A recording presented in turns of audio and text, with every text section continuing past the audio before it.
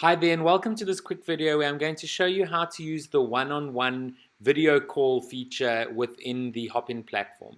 So what you need to do is you need to find the person you want to chat to, and then you click on the button invite to video call.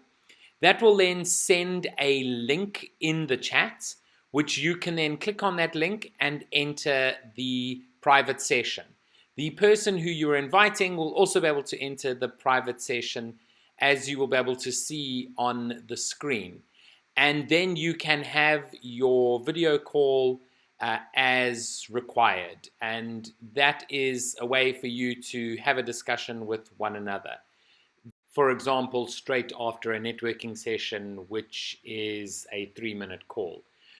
If someone has invited you, you'll see there'll be a notification on the People tab. When you click on that, you'll see a link just like the last time, and it will work in exactly the same way as it did when you started the session, and you'll be able to have a discussion with that person. So I hope this has been helpful and looking forward to seeing you at our event.